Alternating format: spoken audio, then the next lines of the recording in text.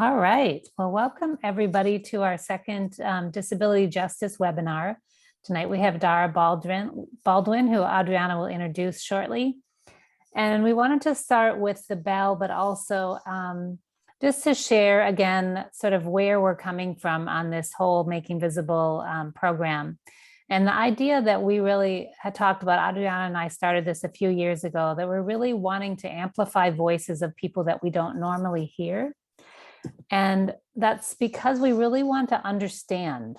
So in our tradition, Thich Nhat Hanh will often say that understanding is the foundation of love, and that by understanding, we'll know how to act differently in ways that are less harmful or more helpful and more loving. And so we try to understand through these webinars different perspectives. And so that's why we're doing these webinars. And I wanted to read tonight a quote from Bell Hooks about love. And then I'll invite the bell and we can just sit together for a few breaths before Adriana introduces Dara. And just to remind people that we are all here together, learning together. And Yes. this is space for that, to learn together. Thank you, Annie. Yes, and the quote I'm going to read from Bell Hooks comes from this book called True Peace Work, which has a lot of different essays by different authors. And Bell Hooks says, fundamentally, to begin the practice of love, we must slow down and be still enough to bear witness in the present moment. If we accept that love is a combination of care, commitment, knowledge, responsibility, respect, and trust, we can then be guided by this understanding. When we commit to love in our daily life, habits are shattered. We are necessarily working to end domination. Because we no longer are playing by the safe rules of the status quo, rules that if we obey guarantee us a specific outcome, love moves us to a new ground of being. So we'll just breathe together, listening to the sound of the bell.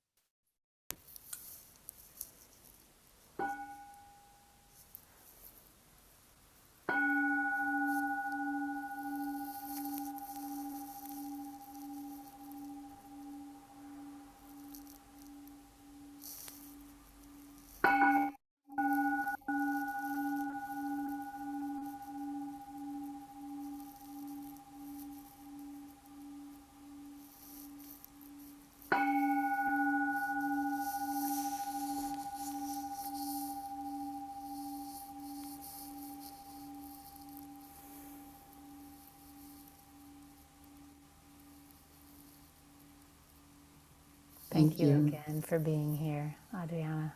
Thank you, everyone. And it's with great pleasure to introduce to our session tonight, Dara. Dara Baldwin. She was born in Torrejón, Spain, to parents involved in serving the country. The desire to serve has continued through her education and current career journey. Her career in advocacy in the social justice equity realm of work began in 2004. Currently, Dara Baldwin is the Director of National Policy for the Center for Disability Rights, Inc., CDR.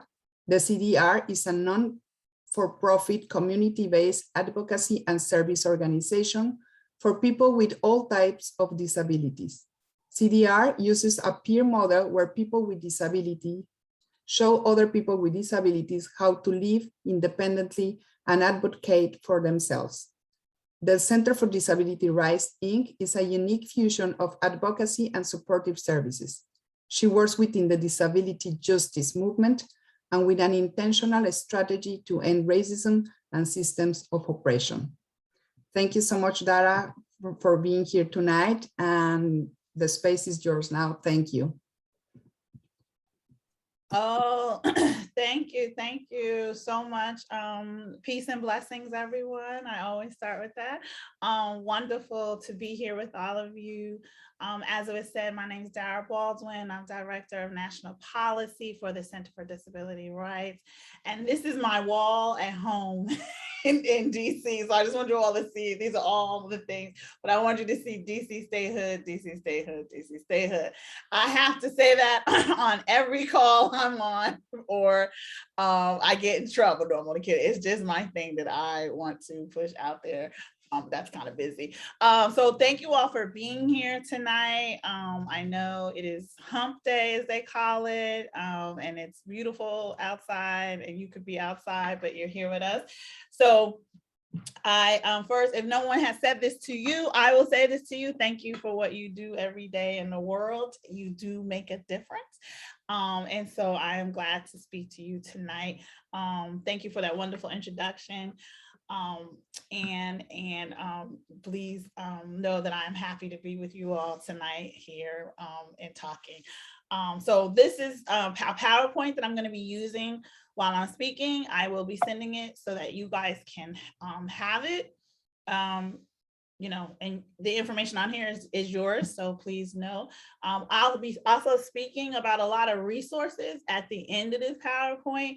There are, I think, 3 slides now with the connections to those resources, a couple of books, the links to movies, things like that. So please know that. This is just about me, which I don't even like to talk about, but there you go. Before I start, I always bring up this quote. It is something that came to me from, I do transformative justice reform is what we call it now, not criminal justice reform. And a young man that I know who served 22 years in prison, and he served 16 of them in a max prison system in Oklahoma, which is 6 feet under, 22 hours a day in a cell.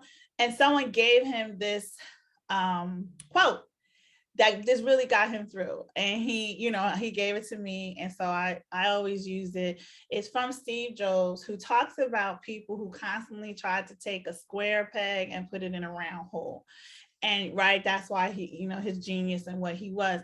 But he used the word crazy. We don't use that word. So I got a dictionary, and we use extremely enthusiastic. And that is what happens with disabled folks and with the disability community, is that people keep trying to make them fit into this world when that is not how it works for the community. So I use this quote so people kind of understand where we're coming from. This is our outline for tonight.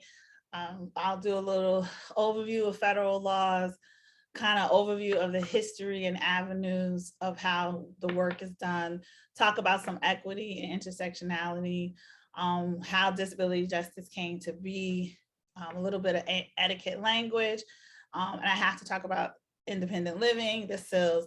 My Center for Disability Rights is a CIL, which is a Center for Independent Living. Those are non-residential centers where people with disabilities go for services.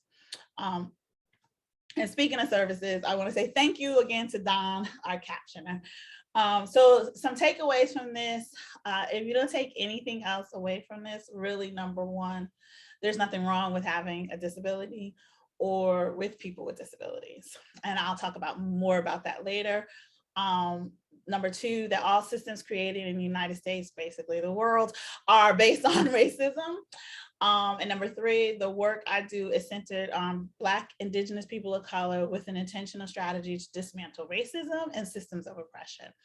And I get a lot of kickback from this. One woman asked me before, she was like, but I thought you work for disabled people. Black, Indigenous people of color are disabled people, just so you guys know. I just want to say that. I'm always like, okay.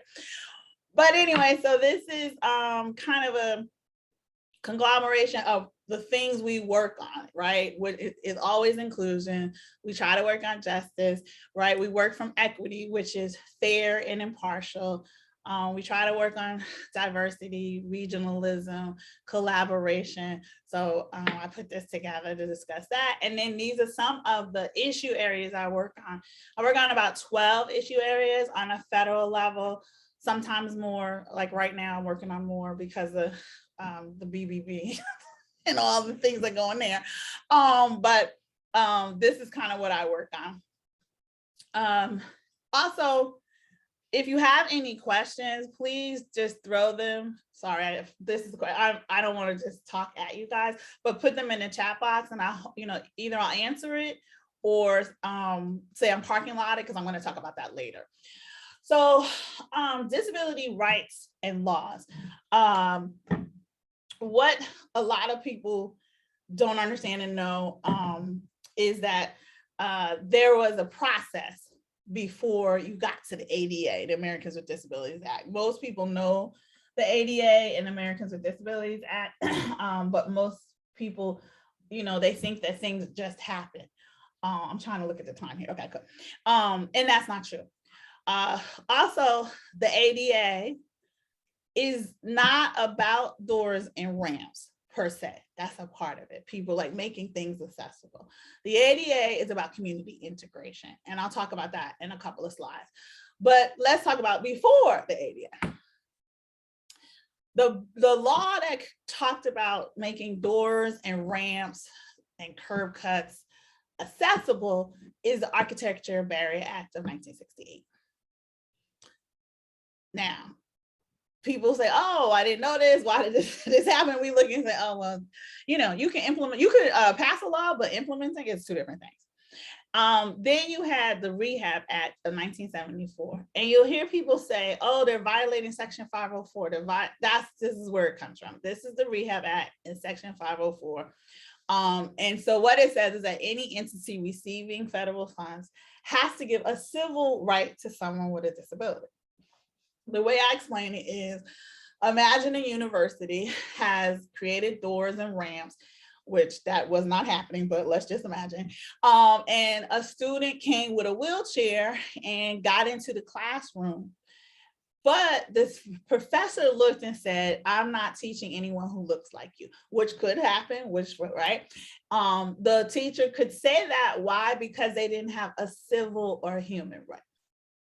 Then in 1974, Section 504 said, oh, you're receiving federal funds. There's not a university in a country that doesn't receive federal funds, whether it be if they take from the USDA for the food program, or they're feeding the students, research, right? Somewhere, the moment you took federal funds, you had to follow the Rehab Act.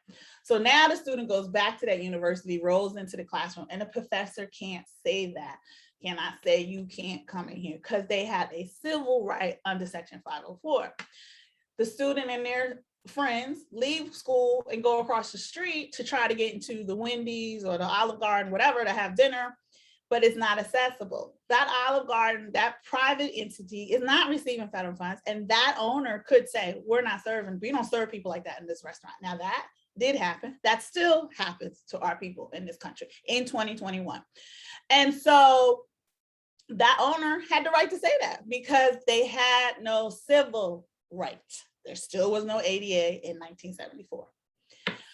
So then you also have the Air Carrier Access Act of 1986. A lot of people don't know about this. Senator Dole, I don't know if people remember Senator Dole, he created this.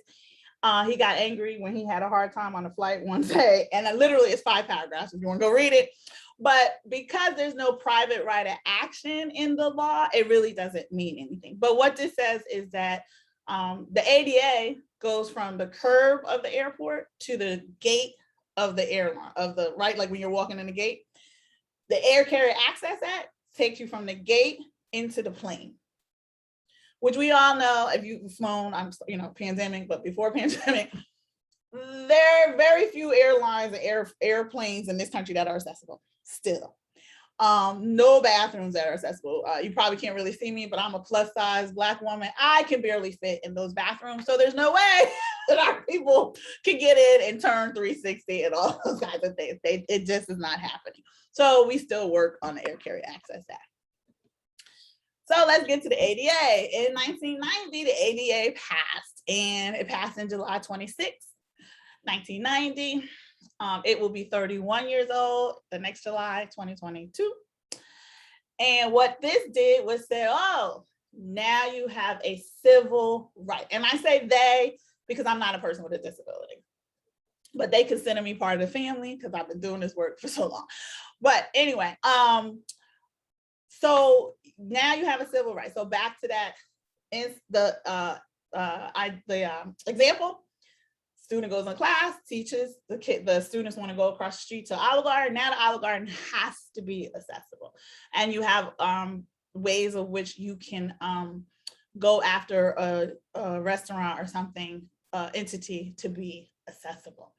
Just so you guys know, we try not to sue entities. We try to help them out. Say, hey, how can we make you accessible? Then the ADA, because it was 1989, 1990 when this is kind of passing, so people remember, like, unfortunately, you had racist gentlemen in Congress, you still do, but okay, Strom Thurmond and Jesse Helms, HLMS, Don, I hope you know who those are, who said, absolutely in no way are we going to include HIV and AIDS or any of those kind of diseases in this bill. And so, you know, compromise, the ADA passed without that. It also passed, so a lot of people don't know this, a lot of the right-wing conservative Christian organizations demanded that they be excluded from the ADA. So faith-based organizations are excluded from the ADA, as well as the federal government asked to be excluded from the ADA, which, please, it is quite interesting. And people fight me, argue with me on that. And I say, oh, really? So if you go to a federal building, most of them are not accessible, specifically United States Congress. It's still not accessible to our people. If you go to, we have cases where parents will have a child with a disability and want to put the child in a nursery that's in a church, and that church denies taking that child. They can do that because the faith-based organization is exempt. Now, I say the right-wing Christians because that's who did this. You will see a lot of Black churches, a lot of synagogues, a lot of mosques. They don't do that. They take those children in. They also those organizations who do that are going above and beyond the law. There's nothing to say that you can't go above and beyond the law, but that's what they do. So just so you know that. There are 5 titles to the ADA. And the one we use most is Title II, which is for public entities.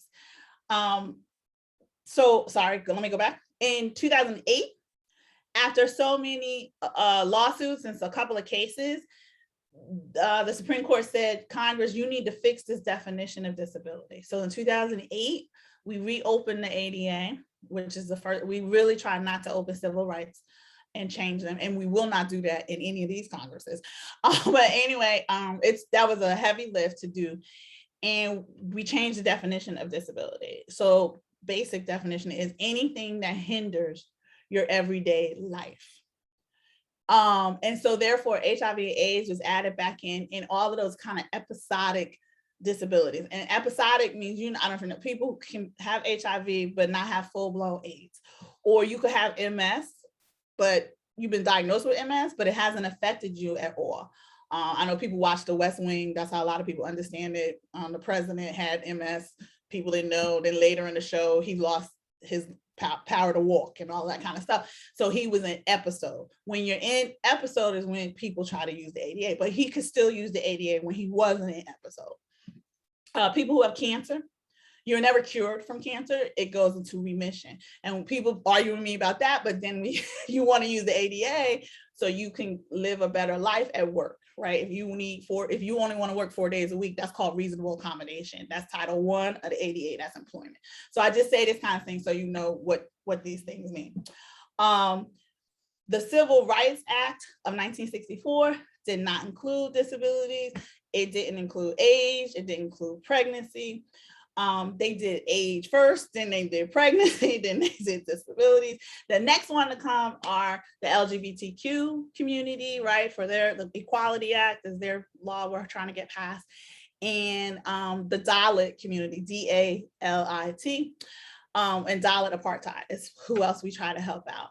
And I'll say this, the public accommodation language in the ADA is one of the stronger public accommodation languages in most civil rights, but that's what happens, right? Like the people who worked on the 64 Civil Rights Act were like, oh, we didn't get it right, add this language to it.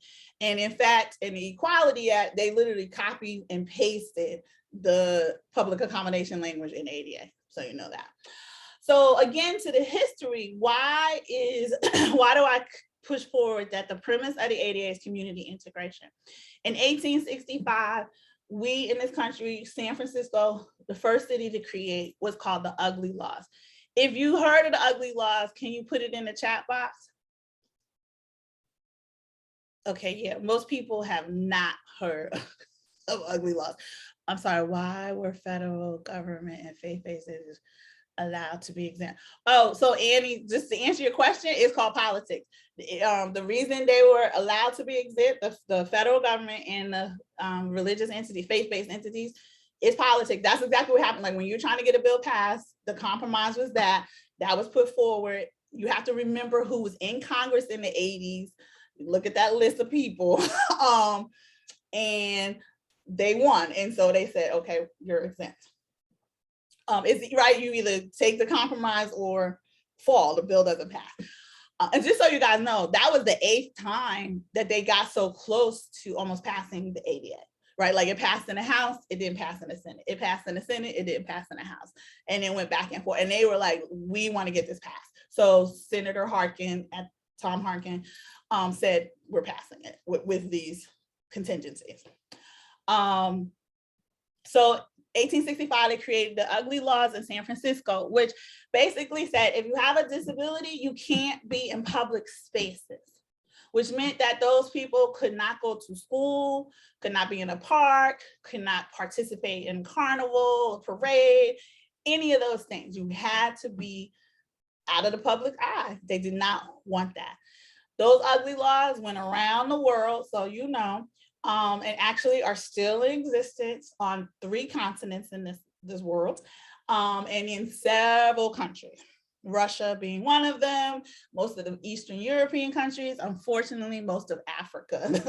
It's sad to say. So you still have these laws. Then what happened was FDR, with his racist and ableist self that nobody wants to admit, but right, he created redlining and all kinds of racist laws. When people were like, oh, he was a social person, he created these social laws. They were not for all people, let's be real. And it's also offensive that climate change people use the New Deal as the foundation of their work in climate change. And us environmental justice folks tell them this is some racist stuff and we're not following it. That's why many of us don't support the New Deals. Any of those Green New, now that made the world Green New World deal over there at COP26, which was a bunch of us pushed back on. But anyway, so what he did was he said, okay, instead of saying disabled folks need to be in the house or keep them in your home, let's institutionalize them. And it is through the New Deal that you will see the institutionalization of disabled folks that started in the early 1930s. And so they started putting them in institutions.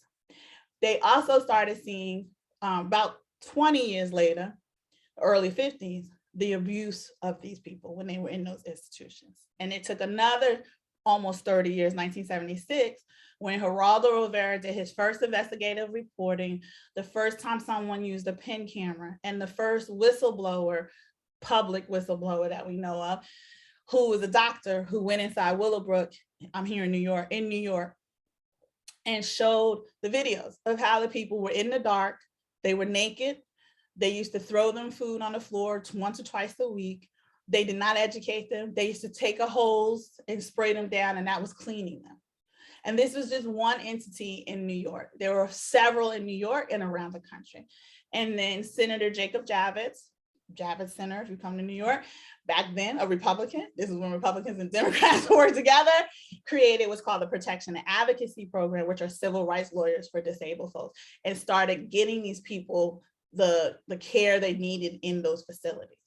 But then here we are 27, 25 years later, almost to 1990, to say, no, we want these people out of these institutions. The premise of that ugly law needs to go away. Disabled people belong in the public, and that's how we see it. And that's community integration. It is the fact that your civil rights laws don't include disabled folks. So that's how you came to the ADA. these are the titles of the ADA. I'm not going to go through them because it's technical, but you'll see at the bottom, the last bullet, if you go to that website, there is a program where you can read Title I and then take a test on it. It's free because it's through the government. And it's also a good way to learn the ADA. ADA is one of the most simple laws to learn. I do this work, so sorry if I say that, but it's one of the easiest to learn. And then you read Title II and learn it. We make our advocates, if you want to be an advocate in our group, we make them read that and take the test. You know, we hope that they score 80 or above. Most people do, because you can't fight for a law you don't understand. And many people who do this work are using their emotions. A lot of times I have to tell disabled folks, say, that's not what the ADA says. And then bring them and say, okay, read, right? Instead of using actual, right, the language and what it says. So that's what that is. Okay. So disability rights has a fascinating history. It really does, but it lacks history. It lacks diversity. They do not talk about Black and brown folks, Black Indigenous people of color in any way, shape, or form. And I speak from experience. I have been around the community for over 12 years now. And as you can tell, I'm fascinated with history, so I read history and everything. When you come into the community, they give you a book. It's called No Pity by Joe Shapiro. And it's a really good book to read. I love Joe. He is a national reporter for NPR. He has a sister with a disability who we all know, and that's why he's part of the community. We really know him. But his book he talks about how the ADA was set up and no pity, right? Like they don't want people to pity them. We actually have a t-shirt that you can buy that says piss on pity. Like that's what they say, right? And it's like they don't want pity. And he explains that. But he also talks about, quote unquote, the champions of the ADA. They're all white. And he and I have had this conversation. I was like, there were no Black people who helped. I don't understand. Like, are you kidding me?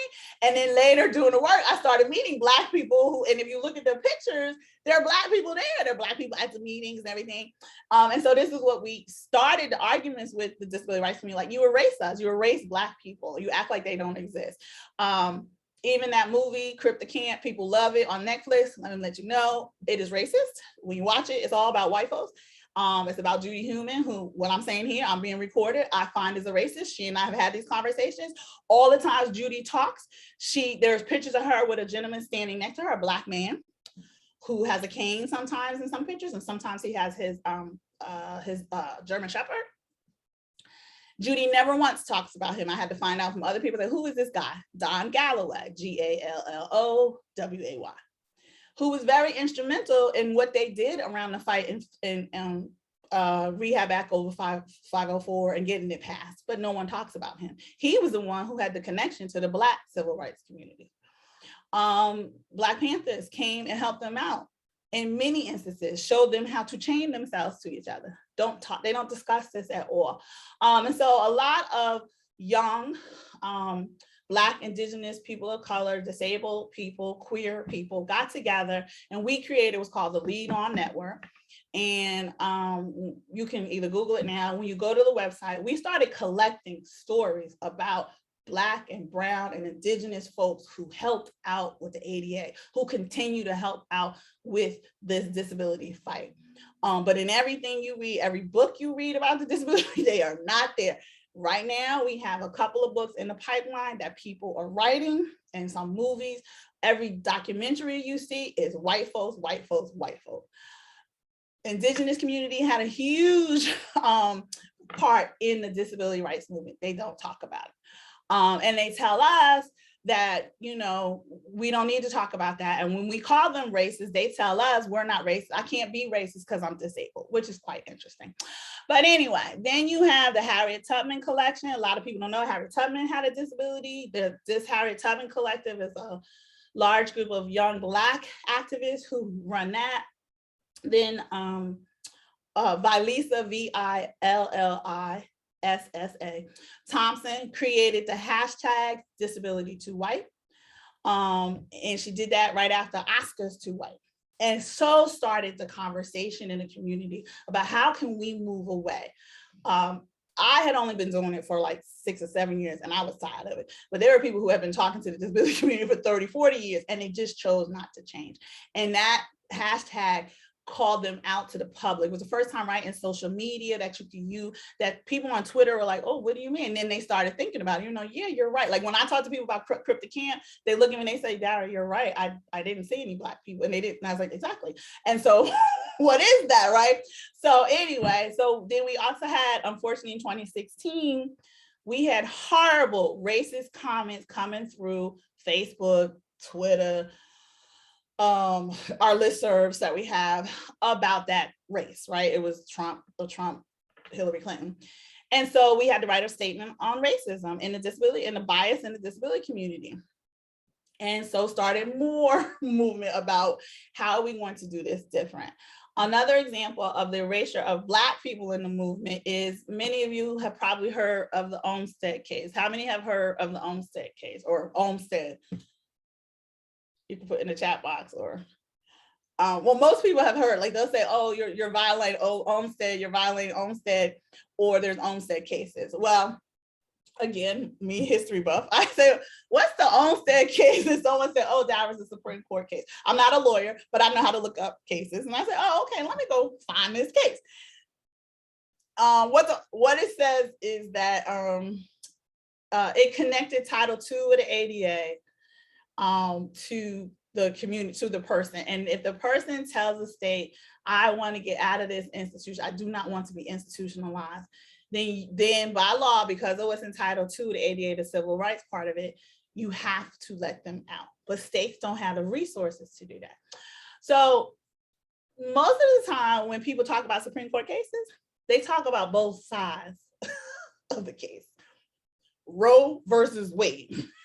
Brown versus the Board of Education.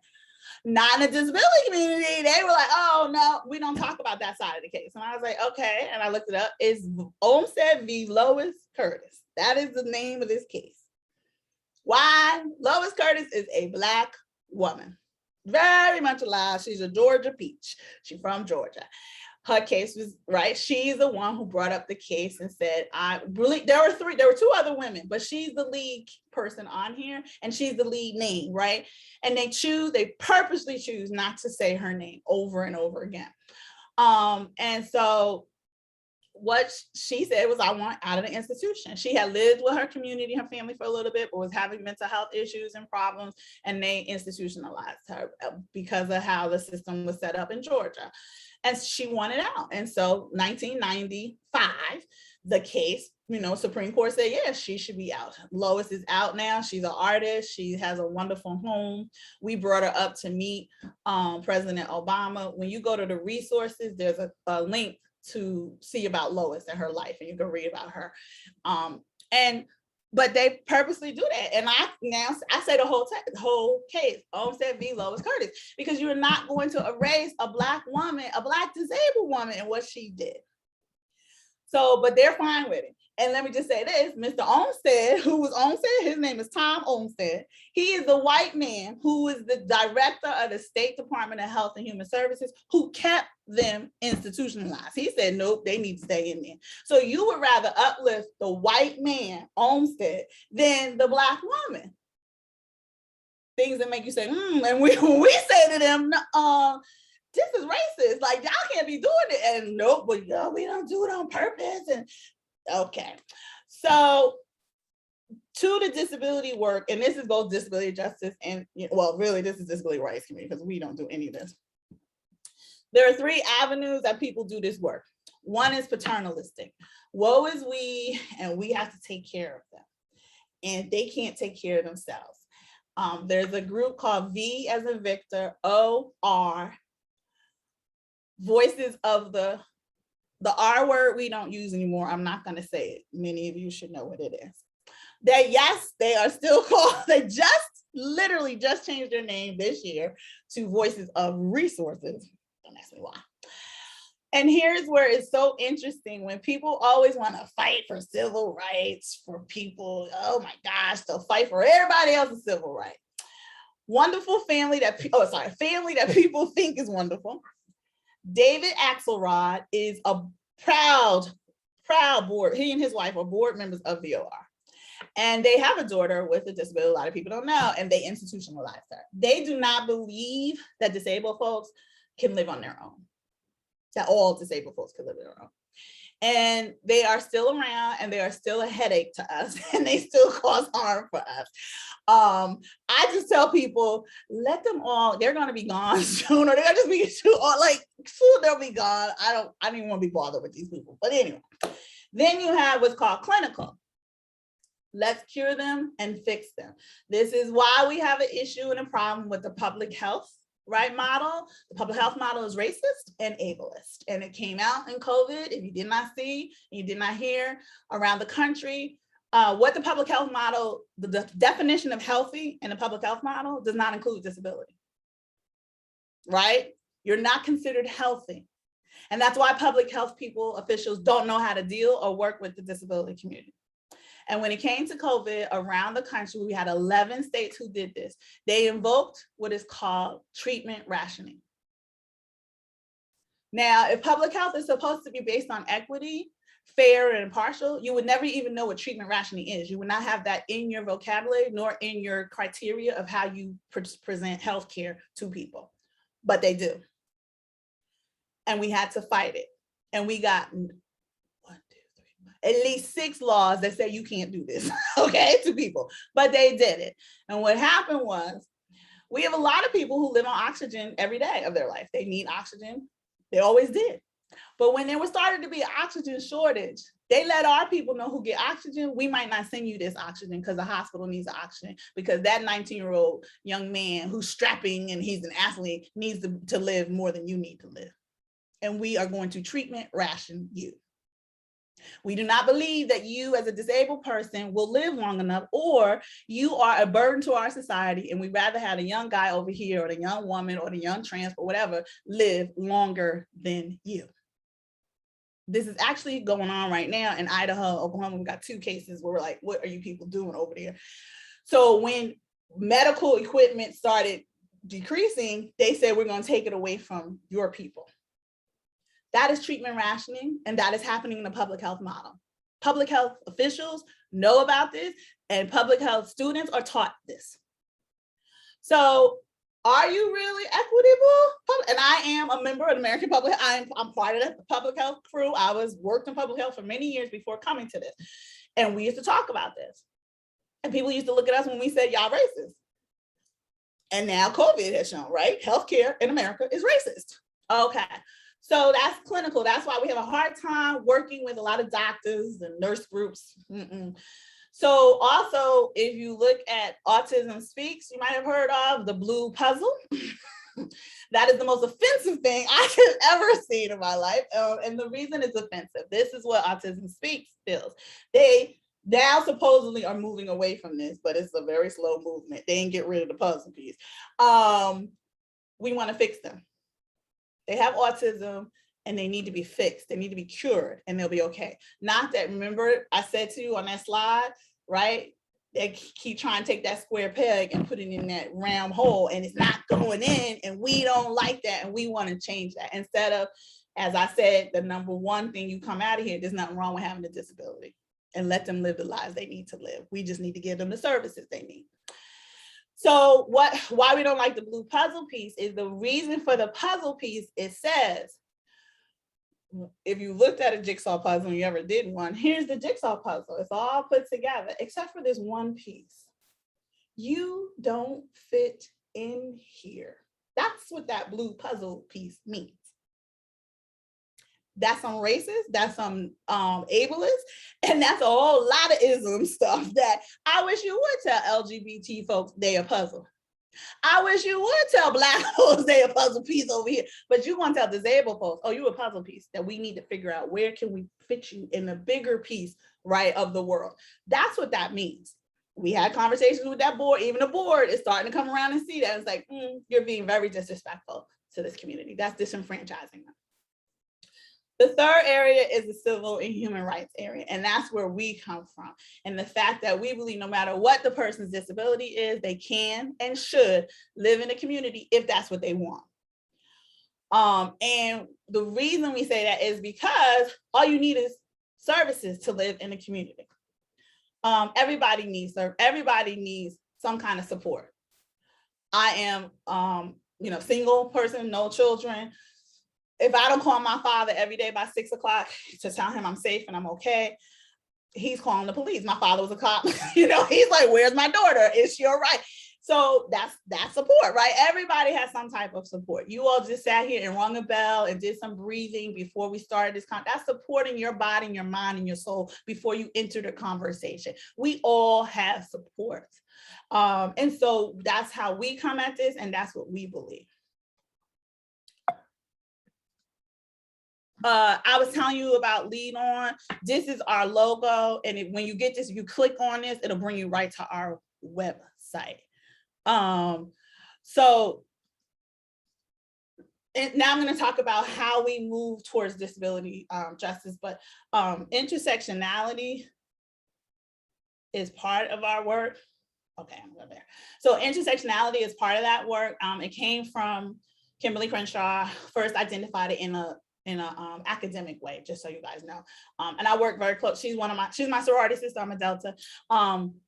We work very closely together around critical race theory and all those things. I'm probably sure you know. When I used to do this slide, people didn't know who Kimberly Crenshaw was. Now they all know who Kimberly Crenshaw is, because unfortunately, this fight around critical race theory. But she's an amazing woman, professor at 2 law schools, UCLA and Columbia. I'm here in New York. I come here to talk to her a lot. But she's executive director at African American Forum. The term intersectionality was used in Black feminism for many. Bell Hooks, you just read, right? A lot of Black feminists were using intersectionality in literature, in all kinds of work beforehand. But in an academic section, academic way, it was 1989 when Kimberly did this. And she was at Harvard Law School, and she had read a case about General Motors. And the Black women at General Motors sued General Motors because they found out they were being paid less than the Black men at General Motors. And the Black men had gone to court saying we get paid less than the white men. And what she saw was the intersection of that was race for men. She saw it as an intersection of race and sex and gender as also being, right, a hindrance to a discrimination or marginalization. And we believe that people can live multi-marginalized life, right?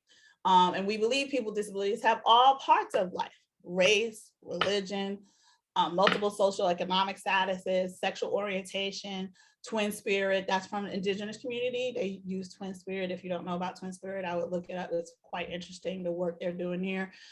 Incarcerated, former incarcerated, immigrants, refugees, you name it, they're it. That's what, right? They are this, right? And I came up with the term multi-marginalized because it's from multiple, the word not multiply. I don't know why people do that. We're not multiplying our marginalization. It's multiple discriminations in this country. There is an African-American trans woman who's Muslim, who's a refugee, who's formerly incarcerated and has a disability. And that's who we want to help. And that is who we help. And we tell people to bring their full selves to this fight and to this conversation and to whatever it is you want. Sorry, I'm also looking in the chat box.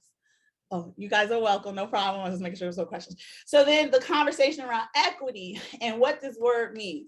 I'm also the co-chair of the Transportation Equity Caucus, which you guys could look up, but we do a lot of work around equity. In transportation, they have 5 E's: engineering, education, encouragement. I don't even know what that encouragement. Okay, sorry. Evaluation and enforcement. Of course, they want law enforcement. And for years, so about 11 years ago, 12 years ago now, a group of Black women, including myself, were like, you're not including equity, the E of equity. And we were told then, you're angry Black women, we don't need equity, we will always do the right thing. We won't make sure we're progressives, we're social justice people. And we were like, but if you don't name it and say it, it's not gonna be there. it's nice to sit back and say, now it took us 12 years to get equity language into a transportation law. And if the BIB, the bill that just passed and then Biden signed on Monday, is the first where you see our equity language in transportation and in the infrastructure. Yes, thank you very much. It is wonderful to celebrate. I tell people things can change. But anyway, equity is fair and impartial.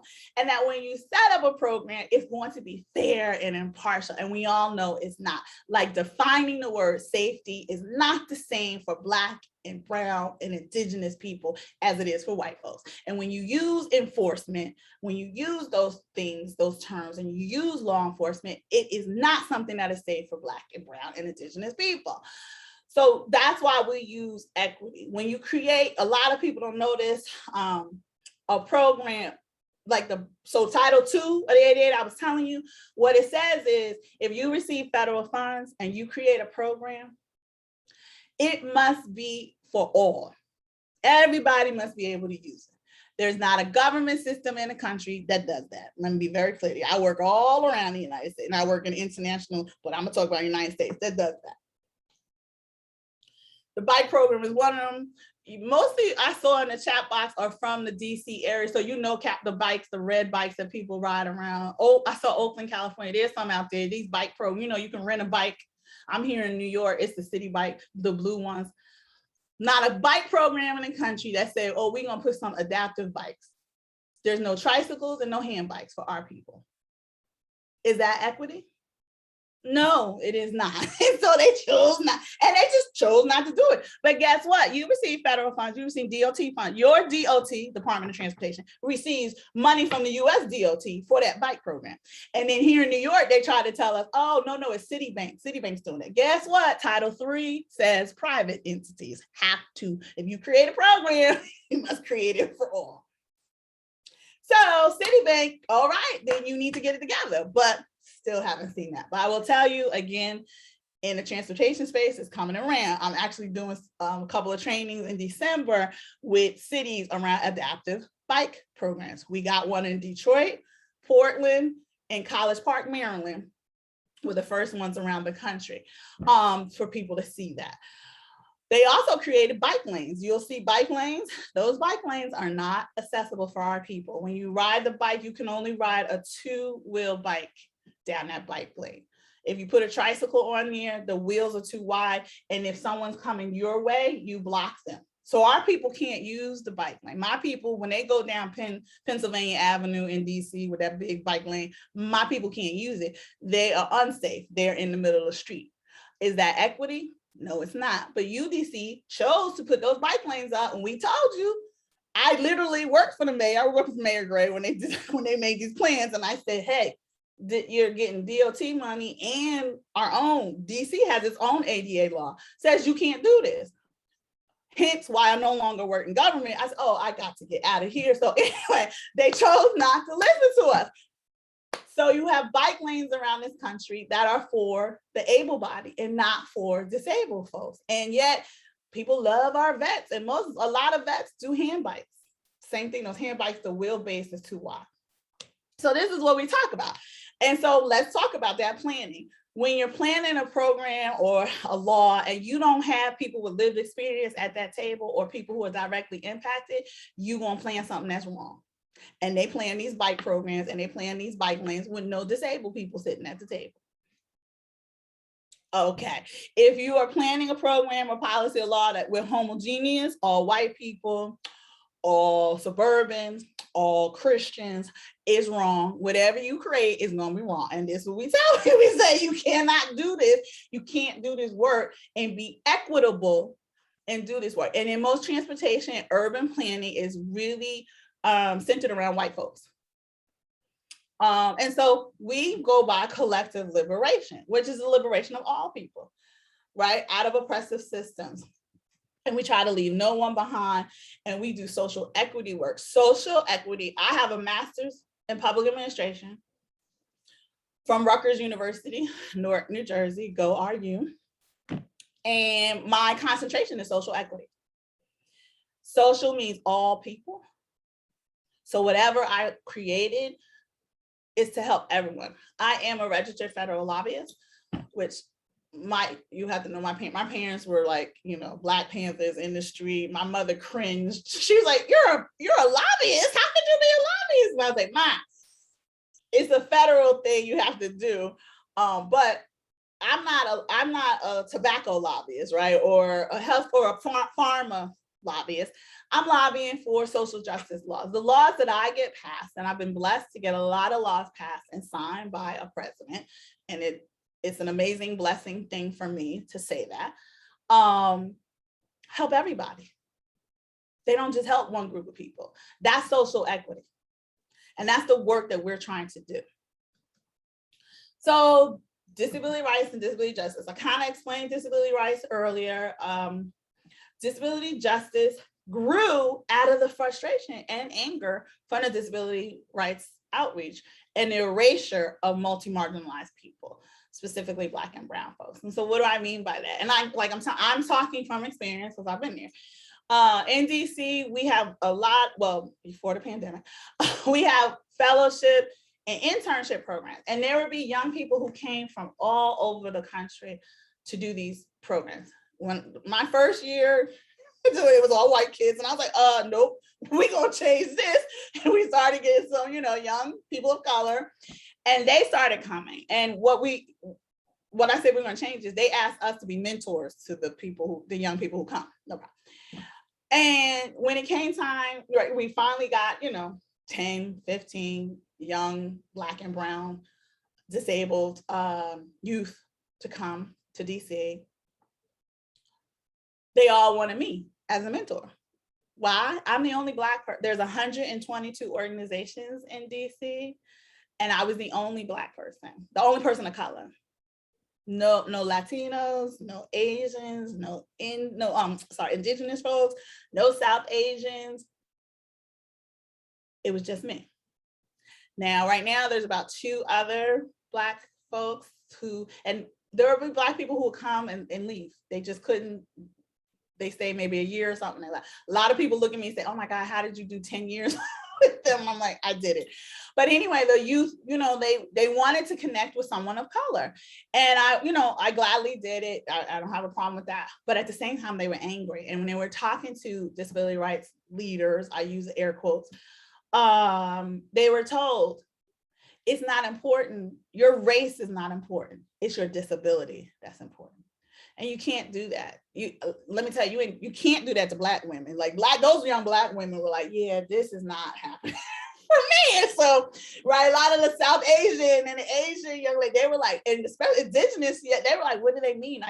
And so you cannot do that. So that's the other thing that was it's real disheartening in the disability rights community. And you can do that as privileged white folks because you're white. And you don't know what marginalization is or have multi-marginalizations. So you can say that to people. And these young people were like, no, we can't do this.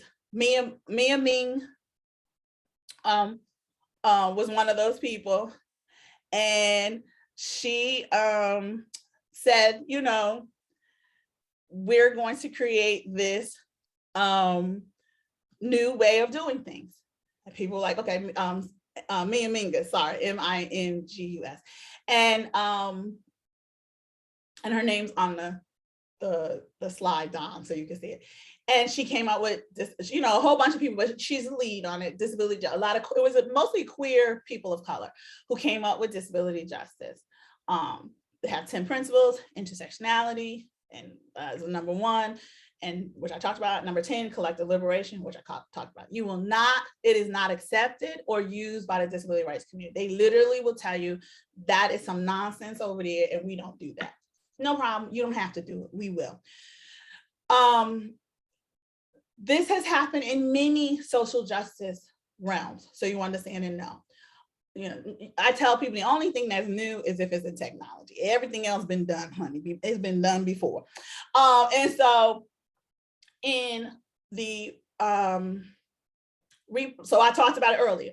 In the climate change, that climate change came from white folks. We don't call it climate change because it's much more than the climate changing and you taking care of the world. We talk about environmental justice. And in fact, that's Black and brown folks. We did environmental justice, and we did it way before white folks was even involved in how the environment was killing people, because I'm from Newark, New Jersey, and we had lead in our water in the 70s before Flint did. We still have lead. They have closed down the schools in Newark because of the lead that was coming through the water fountains. Okay, so don't talk to me about how, you know, it just became a thing for white folks that the environment needed to be taken care of. Indigenous folks did it before us, right? And the indigenous folks asked, could you please call it the Red New Deal? Or the red, I'm sorry, it's the Red Deal. That's what it is. And the book is out. And you can Google the Red Deal and read the book about the history and them talking about this. But white folks like, no, we want the New Deal after FDR because FDR was so great. He was great to y'all, to you white folks. And that's also, as I said, I'm blessed. I talked to the White House, and when they did this infrastructure and kept calling him FDR, kept calling Biden FDR, I said, this is why we keep telling you people think he's a covert racist. Stop using this language about this man. All right, but y'all don't want to listen to us. No problem. Do you understand why 93% of Black folks came out to vote for you and we still pissed because you're giving us 40%? All right, no problem, you people. Y'all just don't get this. But anyway, you had that in the environmental and in the, you know, infrastructure, this area. You have in the reproductive area, we have had reproductive justice for many, many years because Black, brown women were not sitting here thinking that abortion was the only thing that was important when it came to reproductive work. And they created reproductive justice, right? Like Planned Parenthood, you know, white women are fixated on abortion. There's so much more around reproductive rights and laws than abortion. We, just so you know, do not support Planned Parenthood in any way, shape, or form. And it's not because they support abortion. There's not a Planned Parenthood in the country that is accessible to our people.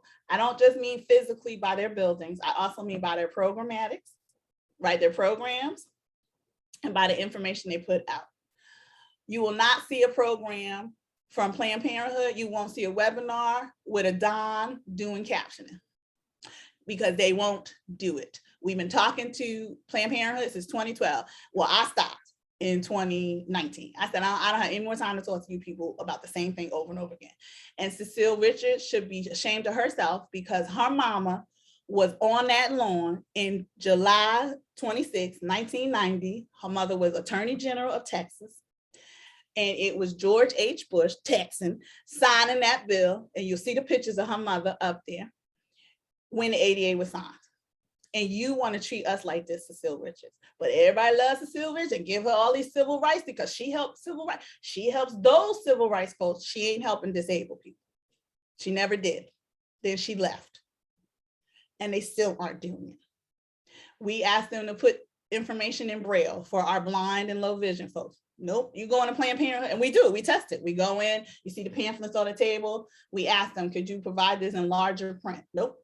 Could you put this in what's called plain language? So a lot of us, when you write a pamphlet, most people, even a newspaper, is written at like a 4th grade level, 5th grade, New York Times, and then maybe a 7th, 8th grade.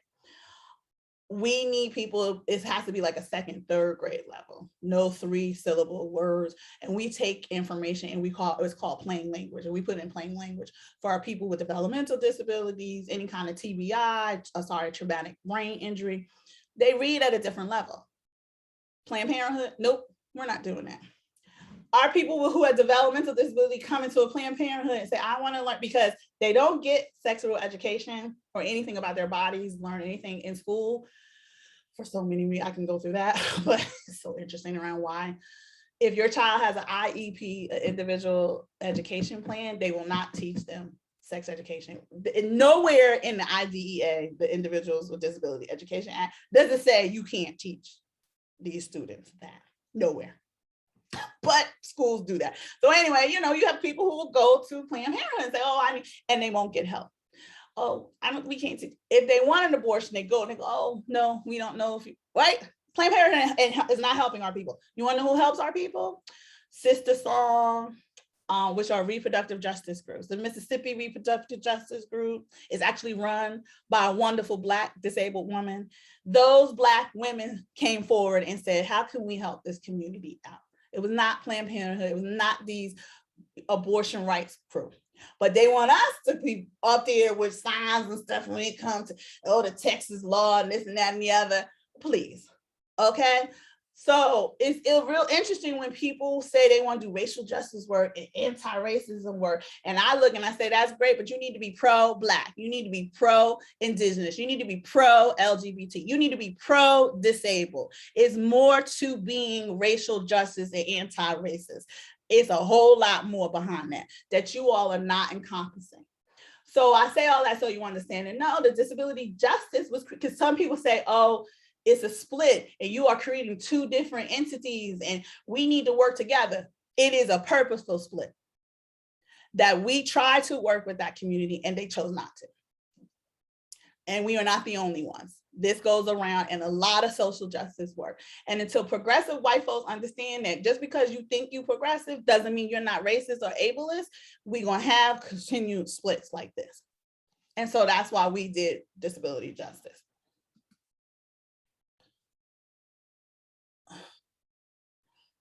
Interrupting criminalization is another example of how we're trying to dismantle the public health model. It's run by the Interrupting Criminalization program is at Barnard University in New York. I'm here, again, I come to see people. The lead researchers are Woods Irvin, Miriam Kaba, and Andrea Ritchie. And if you Google Miriam Kaba, you'll see her new book around abolitionism. She does really great work about what it means to be abolitionist.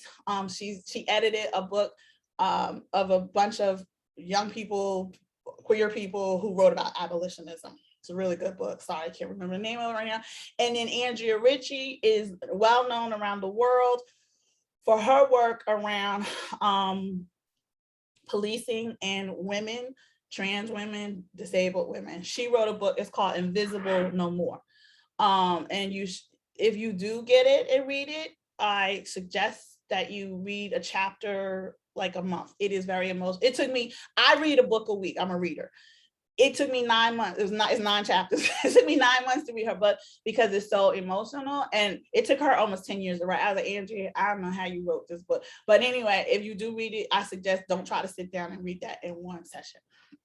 So anyway, we've been working with them for over 3 years. We have documents around do no harm, right? Which we pushed out and said, stop doing this treatment ration. This is what it's called. The American Public Health Association this year finally did a resolution around our do no harm document, and we are working with them, right? Also around removing criminalization in the medical practitioner work. That you cannot have law enforcement sitting in the emergency room. You cannot demand that nurses call law enforcement at all times, right? Another group who I didn't talk about before, but I will, domestic violence workers, right? The VAWA, the Violence Against Women Act, is horrible, right? It's a bunch of white folks who pushed it through, white women, and it was call the police, call the police, call the police. And that is not what Black and brown and indigenous women wanted, nor do we, right? And we don't push that forward. It's the same thing when they go to the hospital. If the nurse sees it's domestic violence, immediately calling the police. And a lot of Black and brown and indigenous nurses don't want to do this anymore. So we've been working on that, and you could go to that website and see that work. In reference to disability justice, this is Carrie. Carrie Gray is wonderful and excellent in her work. She created this group as well as several other groups. Oh, I'm sorry, I forgot I was in share. Ooh. Let me go back in there. And she, when this is over, I'll put in the chat box her information, and but you'll see her Twitter and stuff. She and Justice Shorter got together and created the National Advocates for Melanin and Disabilities. And I'll get that, Don. I'm sorry, I'll get the full name for you. But they've been doing great work. They also created the hashtag Black Disabled Lives Matter, again, just so you know, yeah, I talked about the disability rights community. Let me be very clear that you don't see this on the civil and human rights side either, right? You do not see Black civil rights organization embracing disabilities. You do not see LGBTQ folks embracing disabilities. It just started when we did disability justice, and we try to work with those communities and say, if you use disability justice as the center of your work, you'll cover everyone. But it's real interesting to watch the NAACP, right? Same thing, like I said, they'll have a webinar, they'll have a town hall, there's no ASL interpreters, there's no captionists. They act like, like I said, when I said, oh, I work to end racism and systemic systems of oppression, and people say, I thought you work with the disabled folks, and I'm like, Black people are disabled. It's the same thing over there in that space, and I constantly try to work with racial justice groups to tell them you have to include disabilities. One of them was Black Lives Matter. Black Lives Matter took it. They've been doing really good work. Movement for Black Lives has also done really good work and worked with the community. Jen White Johnson, you'll see her name. This is her artwork. Jen kind of gave us, this is our color, this mustard yellow and the black, and she does great work. You go to her website, you can buy t-shirts and mugs and all kinds of stuff with the logo on it. It really helps them out in their work. So this is just a couple of them, and I'll put some more Black disabled and Black Indigenous people of color who do this work. They work in other areas as well, like in art and culture. So I'll show that. I'll put that in there when I'm done talking. So language, using the word disability, there's nothing wrong with having a disability. I said this before, and people always say to me, oh, Dara, you can't possibly believe that. And I'm like, well, I do, because my grandfather, my mother's father, only went to school to 8th grade down in Alabama, because they came to his mother and told him, don't send him back to the school because he was too smart. And it was at that point that my great grandmother sent him north, because she thought that they were going to come and kill him because they thought he was so smart. And so he never graduated from 8th grade, but my grandfather was very smart. And people told Black folks, you're dumb and you can't do anything. And one generation later, all 3 of his children have graduate degrees, right? Went on to, master's degrees, doctorate, right? And then 3rd, right? I'm here, master. And so when people tell me that, I just look at them and say, that's what they said about Black folks. There was something wrong with us. And we had a Black man be president of the United States. And we currently have a Black woman who's vice president of the United States. So when you tell me there's something wrong with somebody, I don't need to look at you and talk to you, because you're wrong. There's nothing wrong with being disabled. It's something wrong with us trying to take that square peg and put it in this round hole. So, do not use terms like differing ability, exceptional, they're exceptional. That's that whole pity thing. Or this one was new to me. I just got this in an email maybe a year ago, disability. I was like, with the parentheses around and special needs. I love it. Especially Black families, we're trying to get them to understand, to accept the fact that their child has a disability. Because if you want your child to get the services they need, you have to use the language. And there is no law. Y'all saw the laws I just talked to you about. Did any of those laws say special needs people? No, it said Individuals with Disability Education Act. Right? And so until you use that language, special needs is just something for people to feel good, the pity, or they see something wrong with a disability. The laws that protect people, like I said, ADA, IDEA. Now, I also respect people's choices. Some people may not wish to use this, but in order for us to use, like I said, to move social justice, to move policy, we have to use this in our writing and our work. I will never tell somebody how to define themselves. That is your choice. But if you're going to be in this work, and if you want something to get done here, we have to use that language. And so I just say that, and right, it's just respectful. And the way I say, when I write policy or something, I have to use African American, because it's a political. So the reason people are like, why do you have to use that? The way in which we write policy, even laws in the government, it is set up by how the census uses the language. So when, like I said, when I write something, I have to write African American. I hate it, African American. As you see through my whole, I don't refer to myself as an African. I'm a Black woman, and my people are Black. And so in my vernacular, you know, when I'm talking to you, I use Black.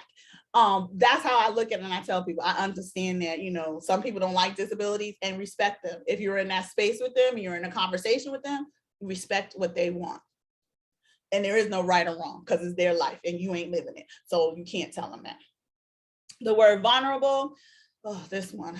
And so I was on not only, so I was a social equity major for MPA, I was an English major and a political science major in undergrad. So language means a lot to me. And I'm always like, do you know what this word means? So the word vulnerable is an adjective.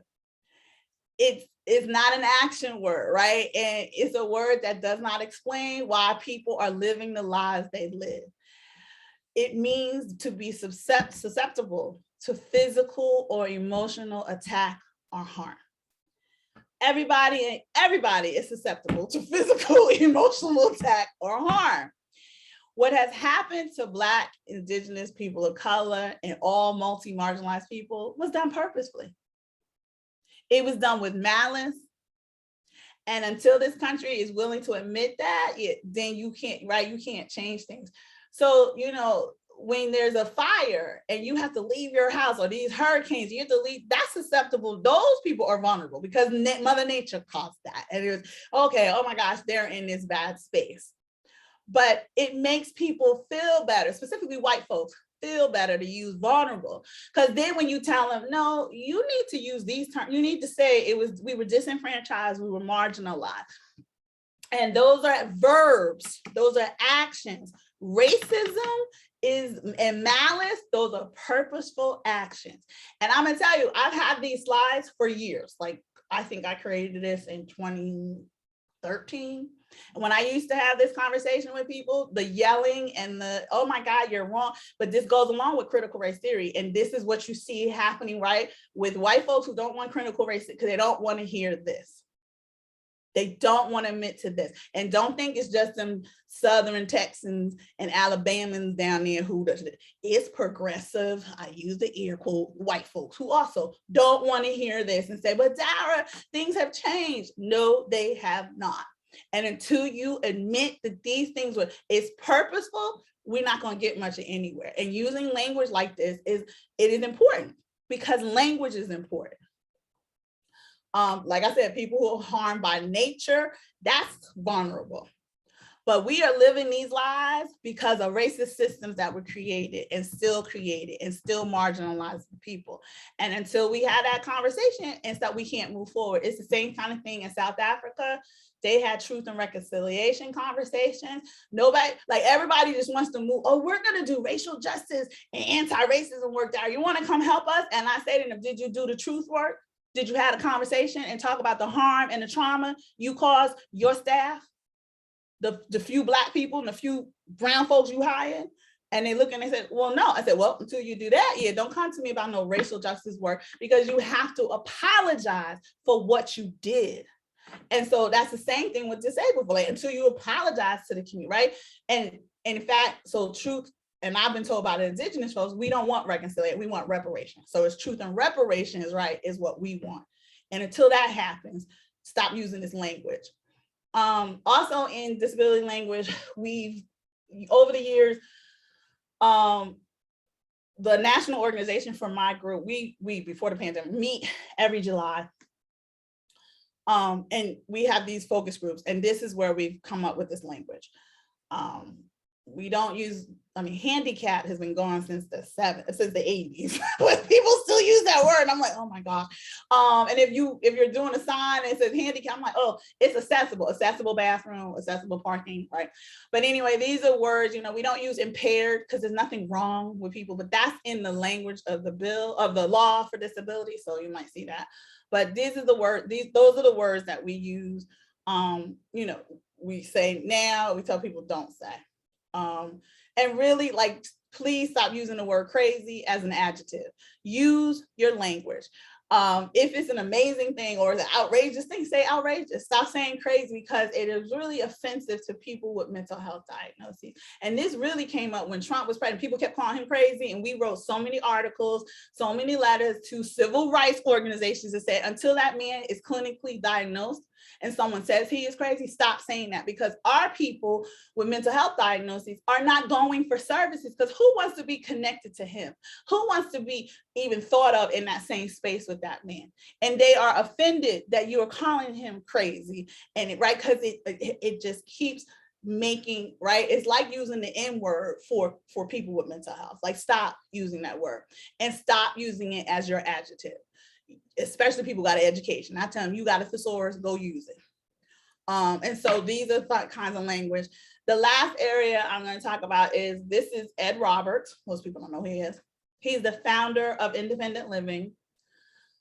This is some information about him, so you'll know. He was born, as most people, don't have a disability, but then they get an onset of a disability. He got polio at the age of 14. I always tell people I want to meet his mother, because they told his mother he could never learn again. And she was a spitfire, from what I understand. She made sure he graduated from high school. He went to Berkeley, California, got his BA, his MA, and unfortunately he died right before, like a week before completing his PhD, but they gave it to him in death. And he's just, he's the founder of Independent Living. That's who I work for. We're non-residential centers, and we're run by and for people with disabilities. 51% employees have to be disabled. 51% of the board have to be disabled. There's a SIL in every state, every territory, and one specifically for the Native Americans. That's in the law, there has to be one, but there's many, like where I am in New York, we got over, I think 200 here. There's over 8,000 across the country. And so those are the SILs. If you ever want to be involved with them or help out, you're more than happy to do that. These are just some pictures of us. Like I said, before the pandemic, we always had our conference in DC because, as you see, one of our 5 core is systems and individual advocacy. So we push forward. You got to keep fighting for these laws. We have them, but they won't always stay. We want more. And so we brought people to DC, and they would do a march, and then they would go visit their congressional members, House and Senate members. And at our rally, we would have House and Senate members. On the right is Representative Jan Schakowsky. She's one of our, she comes every year. She comes to everything. And so she's there. On the left is Yoshiko Dart, who is my my twin in this work, and my kindred spirit. We're both born on the same day, but she's also Justin Dart's wife. When you see the picture of the gentleman in the wheelchair with the cowboy hat on his head at the signing of the ADA, that's his wife. And I will tell you, the way the disability rights community talks about Yoshiko is like she was his secretary. And I had to get them together on that. I was like, nope, because I'm reading these articles from Justin, and he calls her his partner. And you people need to call her his partner and respect the fact that this Asian American woman was not his secretary. She was with him and working with him, and give her that respect. And ever since then, she's like, loved me. She was like, oh, who is this person? But just that, right? Like, you treat this woman, there's some other things too. They used to call her the Rosa Parks of the disability community. And I was like, oh, nope, okay, you're gonna stop that one right there. So anyway, but that's Yoshiko. She's a wonderful person. If you've ever been to DC, this is a beautiful sight to see us marching in wheelchairs. And the gentleman in the gray is deaf, and we have ASL interpreters. He's our photographer, but he also has his ASL interpreters. So it's always good. It's a beautiful thing to see ASL interpreters signing chants, like while you're walking and stuff. So, but these are just those pictures. Some other things about disability, and the rest of it is things about me. I'm gonna stop talking. I don't know if there's any questions. I'm reading this chat, I'm seeing it. Thank you all. But I hope this was, information that was good for you. My information is the last slide. You please reach out to me at any time if you want to talk about any of this, or have questions, or want a training for your organization or people I'm always available for that. And I'm gonna stop talking and give it back to Annie. Thank you, Dara. That was incredible. I feel just like filled up with like awareness. Thank you. And everybody's been putting thank yous. And there is one question in the chat, I think that may be the only question so far, Okay. from Lanita, which is, what would you say are the top disability justice issues right now? Oh, sure. Great question. Thank you for that. So the number one issue for us is policing and law enforcement, and ending and stop killing Black folks, but definitely in policing and law enforcement. The other is, I would have to say, economic. When you hear the numbers about unemployment, double them for white disabled folks, triple them for Black and brown, and quadruple them for Indigenous folks. Before the pandemic, we were down to under double digits. We had it down to about 9% of unemployment. It is now at 22%. That was the last report in June. And again, that's white disabled, so double it for the Black folks. So it's unfortunately back up. And then I would think the third is definitely the ability to stay in your community, or to get in your community. You'll hear HCBS, which is home and community-based services.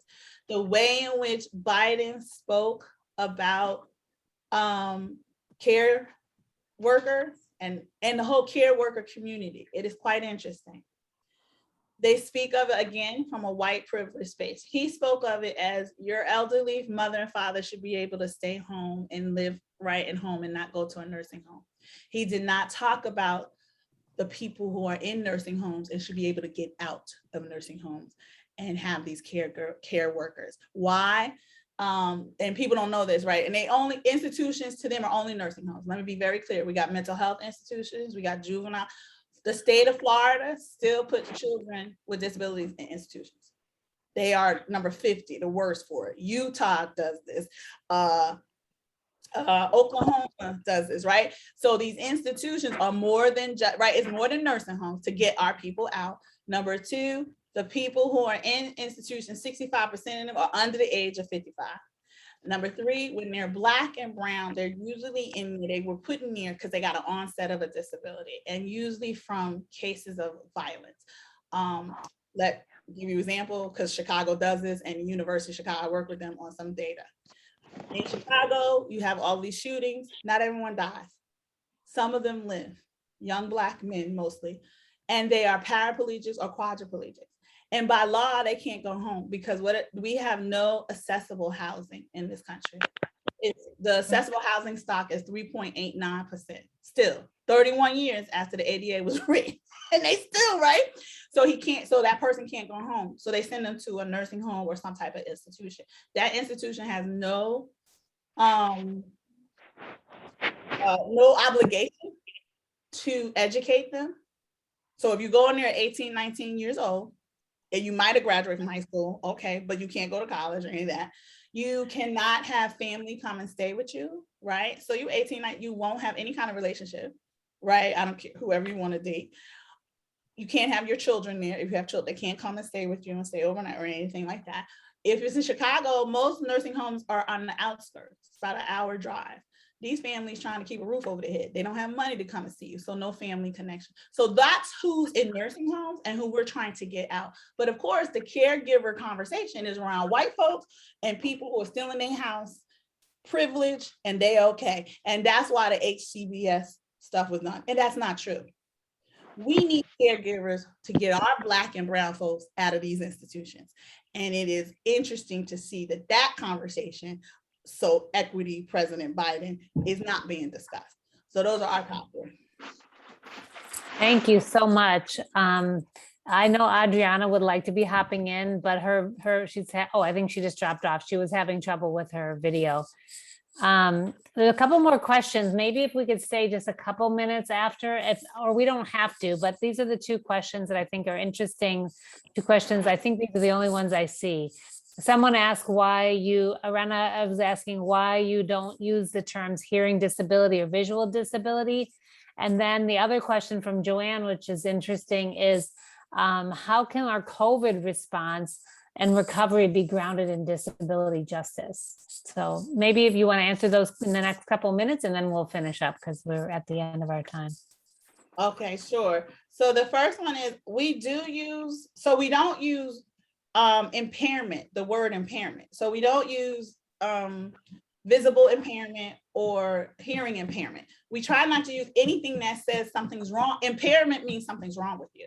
So we usually say blind or low vision, deaf or hard of hearing. So just so you know that, like that's the language we try to use.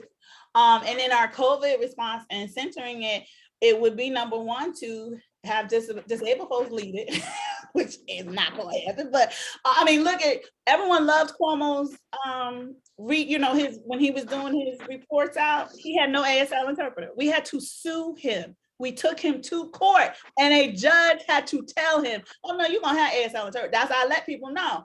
It took me a long time to get my mayor in DC. She just started, right? When Mayor Gray, I worked for him, he didn't have an ASL interpreter.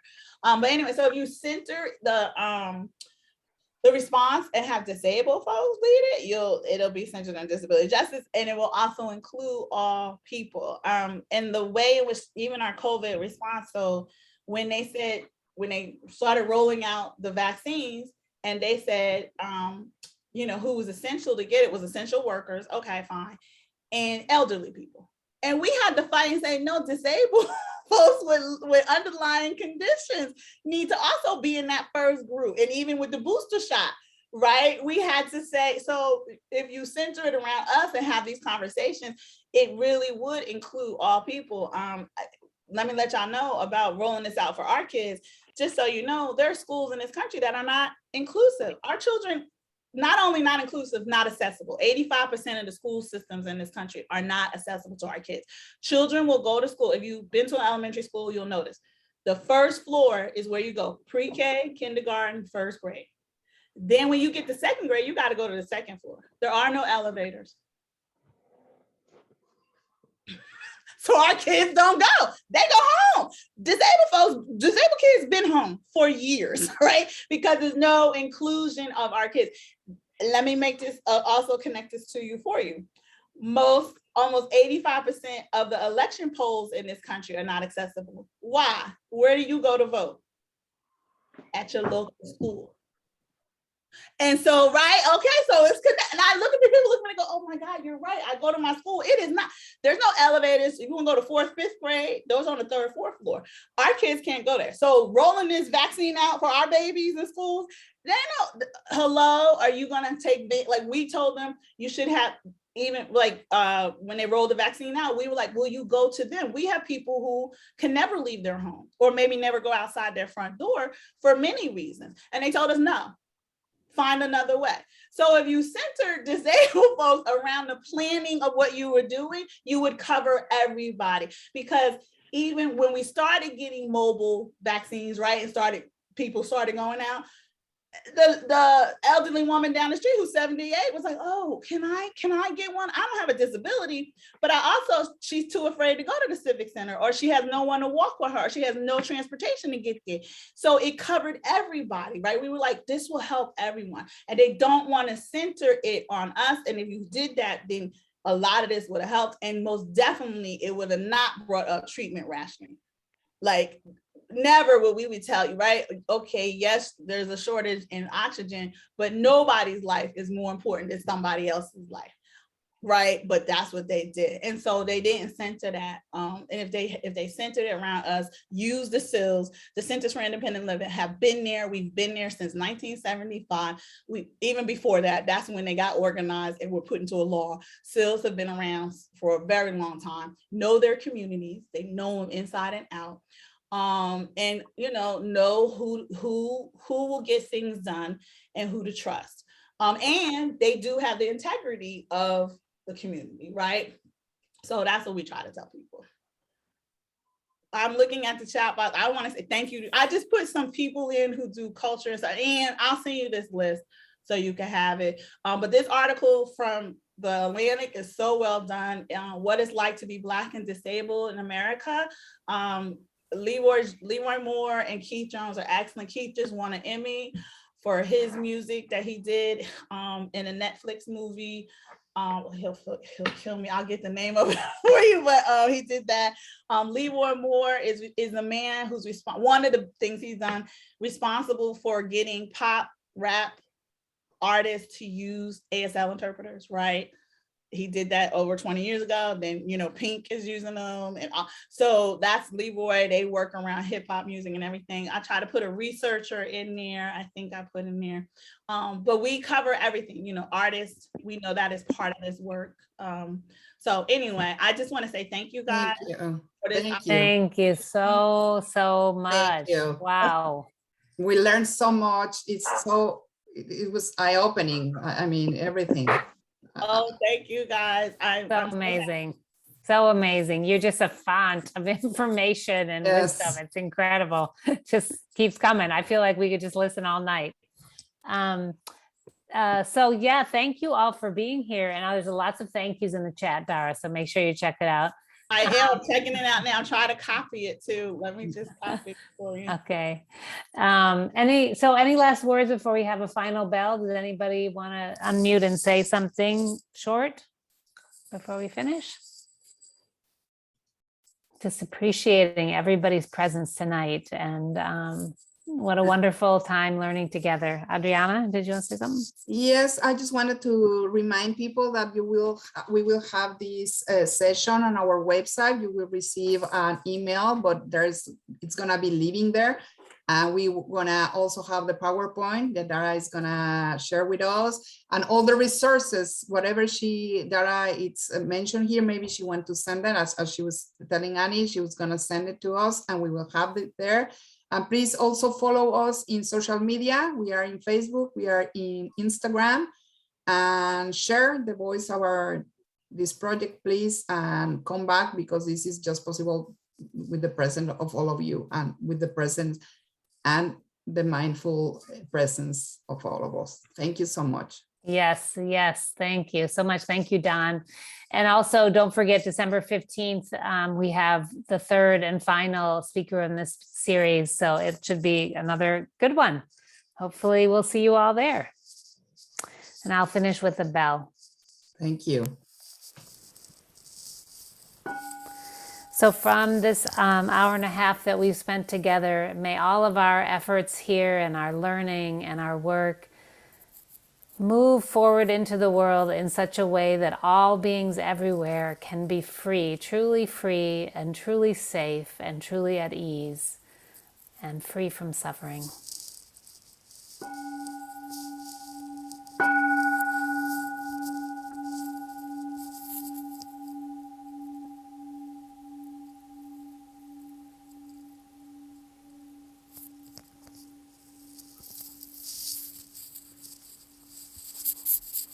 Thank you all. We'll see you hopefully next month. Dara, hopefully we get to see you again. It was lovely to get to know you. Thank you, everyone. Yes, be careful out there.